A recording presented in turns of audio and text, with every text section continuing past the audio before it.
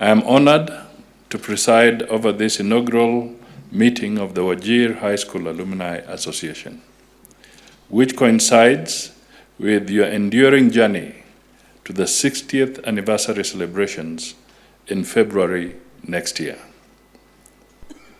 My greatest appreciation goes to the leadership of the alumni for inviting me and for your dedication to preserving the enduring legacy of Wajir High School, which has produced many renowned leaders who have served diligently in many spheres here in Kenya and abroad.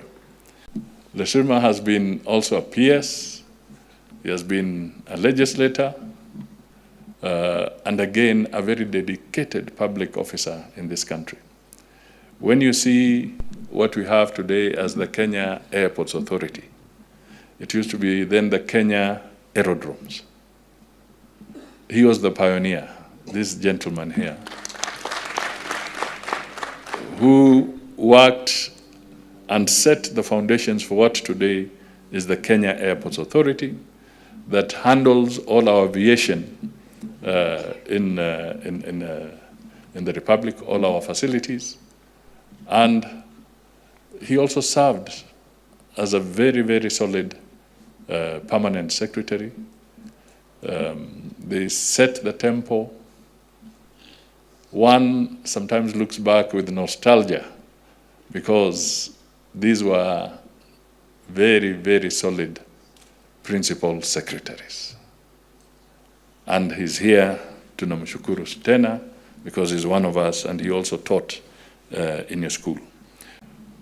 In terms of policy, he has announced very clearly that what you are doing, his ministry is now formulating a proper legal framework so that it does not just begin and end with Wajir, but it will spread to other parts of the country so that our institutions can borrow from the initiative that you have today put in place.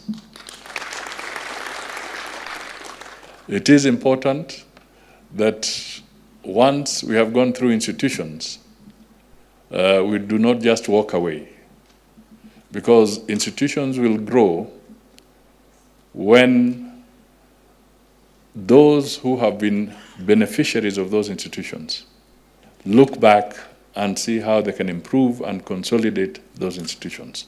So your gesture is extremely important and it deserves being emulated across the country through a proper and structured legal framework and policy position, and the Ministry of Education will spearhead that, and we are happy that it's well on course.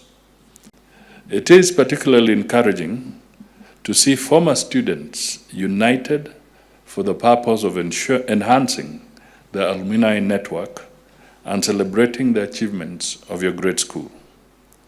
You are laying a firm foundation for the growth of this school into the future, ensuring that it continues to benefit the generations that come after you. Your school, as you have heard, has a long history of excellence since it was founded on February 8th, 1965.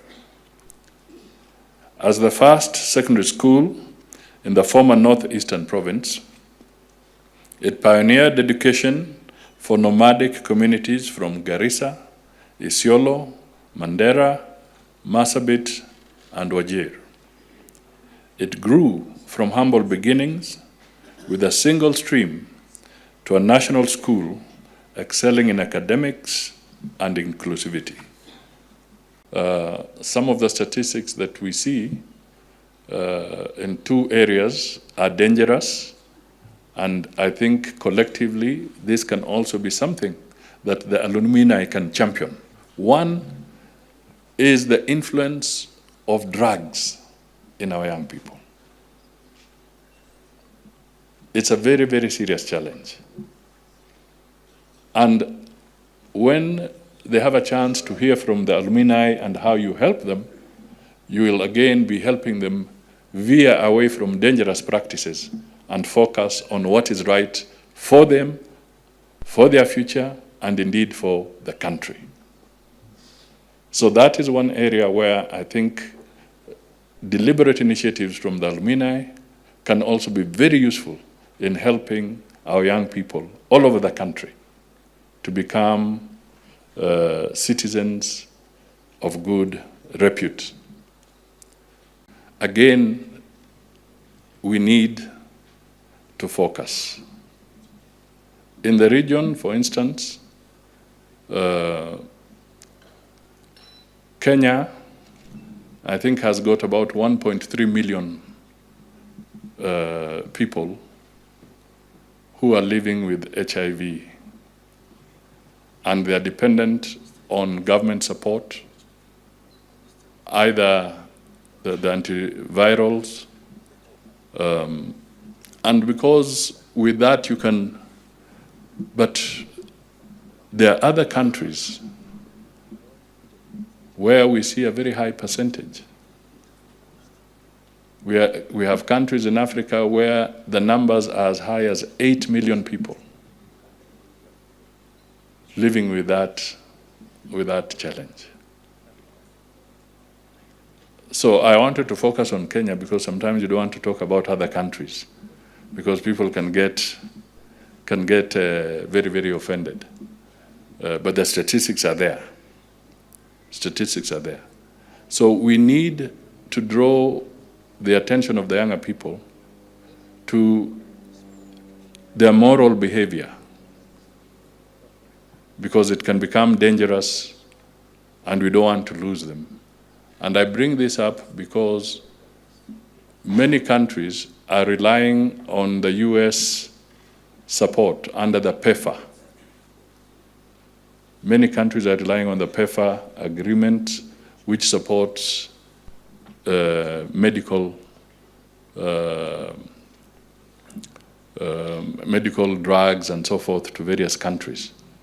But you see, a policy in a country can change.